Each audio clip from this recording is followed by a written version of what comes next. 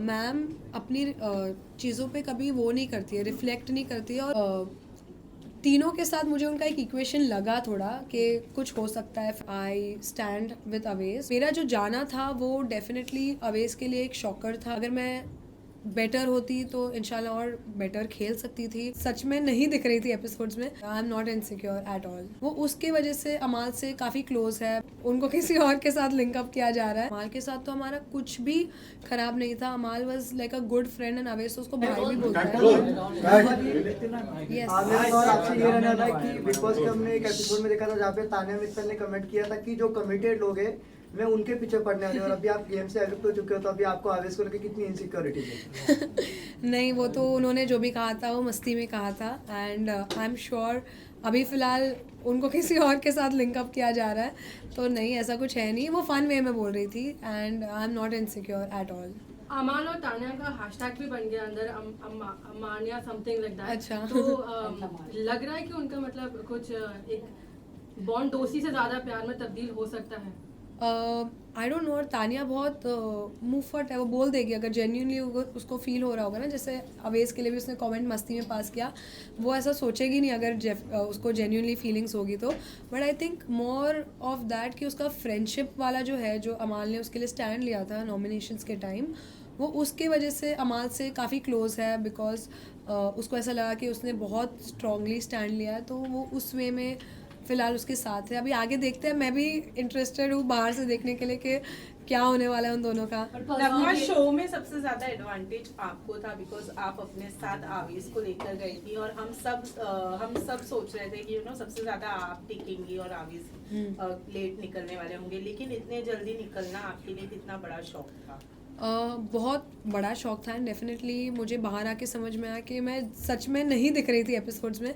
I tried my best. और plus मैंने जैसे कहा कि मेरी हेल्थ भी थोड़ी ख़राब थी। अभी भी मैं थोड़ी अनवेल ही हूँ। बट अगर मैं बेटर होती तो इंशाल्लाह और बेटर खेल सकती थी। एंड एक और एक चीज़ थी कि मैं ज़्यादा लाउड नहीं थी। मैंने सबके साथ बहुत सॉर्ट किया था चीज़ें। तो इसलिए मेरे जो भी झगड़े या जो भी मेरा कंसर्न्स थे वो टीवी वाले एपिसोड में इतने नहीं दिखाई दिए, लाइव में दिखाई दिए। बट हमेशा से मैंने ट्राई किया कि मैं जो भी मुद्दा हो रहा होगा उसके राइट चीज़ों के लिए मैं स्टैंड लूँ। जैसे नेहल वाला एपिसोड हुआ था या जो भी है उसमें आपने देखा होगा कि मैंने बात किया है।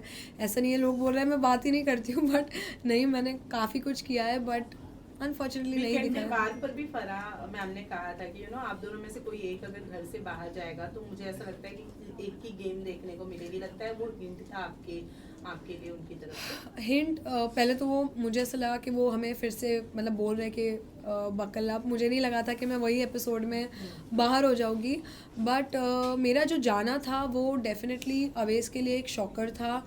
एंड उस शॉक को या इमोशनली आप वो बोलोगे कि वो सैड हो गया था, उसको वो गेम में अगर मोटिवेशन की तरह यूज़ करके आगे खेलेगा तो वो बेटर होगा। बिकॉज अभी वो खुद अकेला ही नहीं खेल रहा है, वो मेरे भी बिहाफ पे खेल रहा है। तो आई थिंक अभी उसको ऑटोमेटिकली अपना गेम स्ट्रॉन्ग करना ही पड़ेगा, मैं हूँ या ना रहूँ ऐसा। अच्छा, आवेश ने कहा था इमोशनल हो गया कि नगमा ऐसी ही है रियल लाइफ में, she is not meant for this kind of show. तो वाकई मतलब आप जेन्युइनली सच ऐसे शो के लिए मेंट नहीं किया था, लेकिन जब आप गई अंदर तो क्या सोचकर आपने हाँ कहा था?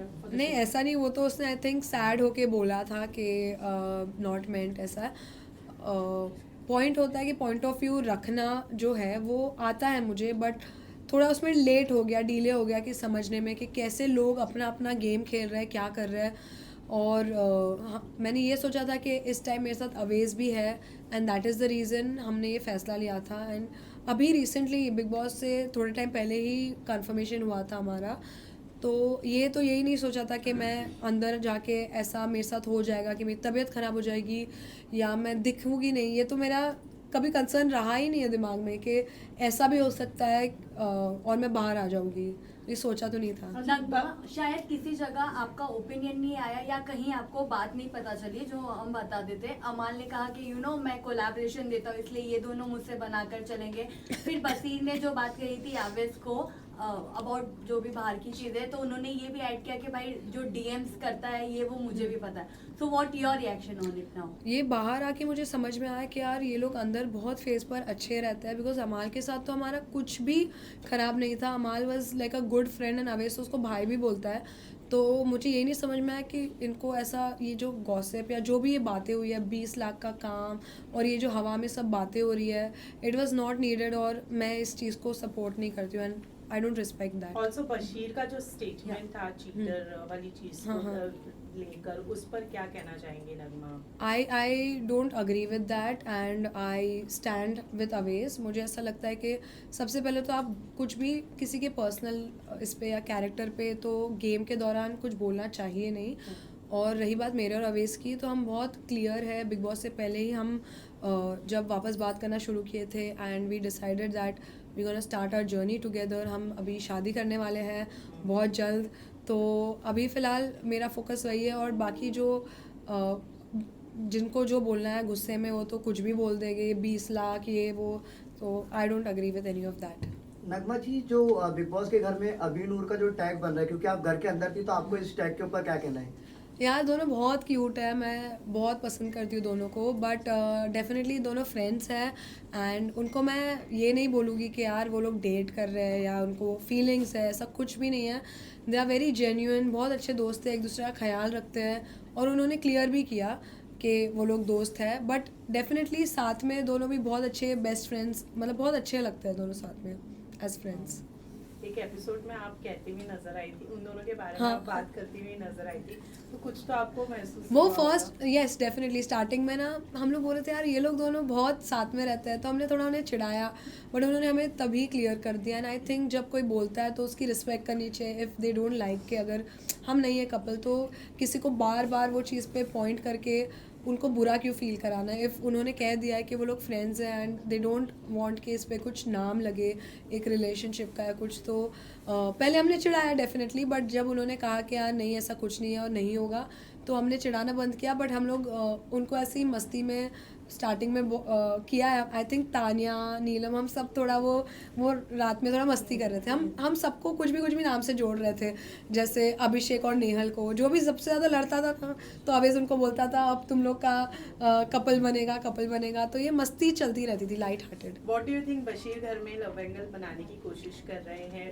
Either it's with नेहल या फिर फरहाना या फिर अभी तो नतालिया बाहर आ गई है, लगता है वो कोई एंगल क्रिएट करने की कोशिश कर रहे हैं? मतलब मुझे ऐसा तीनों के साथ मुझे उनका एक इक्वेशन लगा थोड़ा कि कुछ हो सकता है. फिर वो जैसे फर्स्ट वीक मुझे नेहल के साथ उनका लगा, सेकेंड वीक मुझे फरहाना के साथ लगा, फिर थर्ड वीक मुझे नटालिया के साथ लगा. तो आई डोंट नो उनकी स्ट्रैटेजी है या वो ऐसे ही है. बिकॉज अभी रिसेंटली जब मैं निकल रही थी तब मैंने उनको वो टैग दिया था ऐसा मस्ती में, तो उन्होंने कन्फेस किया कि मैं रियल लाइफ में भी ऐसा ही हूँ. तो अगर वो स्ट्रैटेजी की तरह कर रहे हैं तो उनकी स्ट्रैटेजी होगी गेम की.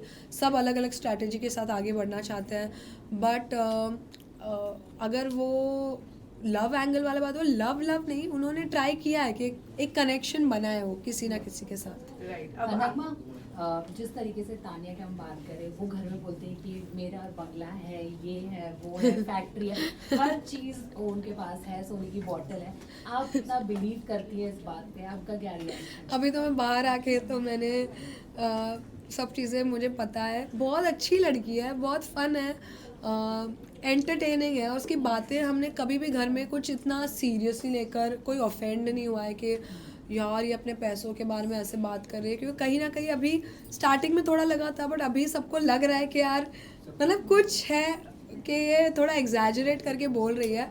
बट बहुत मैं बोलूँ ना कि बिग बॉस में वो है मस्त है, एकदम मज़ा आती है उसके साथ बात करने को. वो एक से एक ऐसी रैंडम चीज़ बोलेगी. उसको अगर मैं ये भी बोलूँगी ना यार तेरा नेक पीस बहुत अच्छा है, हाँ मैंने मेरी फैक्ट्री में बनवाया है. तो हमें अभी वो आंसर्स की आदत भी हो गई थी कि वो कुछ भी बोलेगी तो दवा कहाँ से ली, तो उसने बोलेगी मेरे फैक्ट्री से ली, ये वो है. तो है वो अपने डेलीलू में रहती है और हम भी वो घर में रह रहे थे, उसके साथ मज़े कर रहे थे, कुछ हार्मलेस फन टॉक्स. अच्छा लगता है अभिषेक की दोस्ती आप पे भारी पड़ी क्योंकि उनकी वजह से आप नॉमिनेट हुए? मतलब यार बेचारा ना चाहता अच्छी चीज़ें है बट उसके साथ होती बुरी चीज़ें, कुछ भी चीज़ हो। कुनिका मैम के साथ वो फंस जाता है और वो स्टार्टिंग से ही मुझे पता है क्या बोल रहा था कि यार मेरा कबर्ड नेहल के कबर्ड के बाजू में है, पक्का ये देख मेरे साथ एक दिन पंगे करेगी। और वो हुआ, वो बॉटल उसने नेहल के कबर्ड के पास छोड़ा और फिर से थोड़ा उनके बीच में हुआ। तो वो होता है ना कि सिचुएशन में वो नहीं जाते, सिचुएशन उनके ऊपर आ जाती है। और इसी तरह हमारा भी बैड लक हो गया। वो ट्राई कर रहे थे कि वो हमें नॉमिनेशंस में वो लूप होल ढूंढे कि यार मैं थोड़ा इनको टाइम दिलवाता हूँ। उसको लगा रहेगा कि अगर वो लॉक करेगा तो कोई शायद नॉक करके खुलवा देगा दरवाज़ा, इतना कुछ होगा नहीं। बट बिग बॉस तो बिग बॉस है, उनके साथ कोई मेस नहीं कर सकता है। तो उन्होंने सज़ा दे दी हमें अनफॉर्चुनेटली। हम अभिषेक से अपसेट भी थे काफ़ी, बट उसने बहुत सॉरी बोला, वो लिटरली पैर भी छू रहा था। फिर हमने उसको समझाया बैठ के कि भाई हर चीज़ में वी कांट डू एनीथिंग, थोड़ा हमें बिग बॉस की भी रिस्पेक्ट करनी चाहिए, गेम की रिस्पेक्ट करनी चाहिए और समझना चाहिए। तो वो समझा, उसने अपोलोजाइज़ किया। एंड फिर वो वीक नटालिया के बाद मुझे लगा नहीं था और एक एविक्शन होगा और वो हो गया। And unfortunately I had to leave the house. Nagma, Tania की अगर मैं बात करूँ, कुनिका जी ने जब आप लोगों का काउंटिंग वाला टास्क चला था जिसमें आप लोग नॉमिनेट हुए थे, उस वक्त कुनिका जी की और उनकी जो भी कॉन्वर्जेशन हुई थी वहाँ पर, आपको लगता है तानिया को वो ड्रामा इतना क्रिएट करने की ज़रूरत थी? क्योंकि वो पूरे घर में ऑलरेडी बोल चुकी थी मेरी मम्मी ने ये नहीं सिखाया, वो नहीं सिखाया। तो डू यू थिंक वो जितने लोग कुनिका जी पे चढ़े थे वो सही था? आई थिंक सही था, मतलब चढ़ना वर्ड मैं यूज़ नहीं करना चाहूँगी, but we were asking her to apologise. Because किसी के, देखो तानिया खुद के बारे में बोलेगी तो वो उसकी मम्मी है, वो खुद की मम्मी के बारे में कुछ भी बोले, बट कोई और को वो बोलना थोड़ा was not a good thing. And हमने कुनिका मैम को पहले सुबह में ही बोला था, ये चीज़ सुबह हुई थी तो उनको तभी ही बोला था कि आप मत बोलो किसी के मम्मी के बारे में एंड ऑल।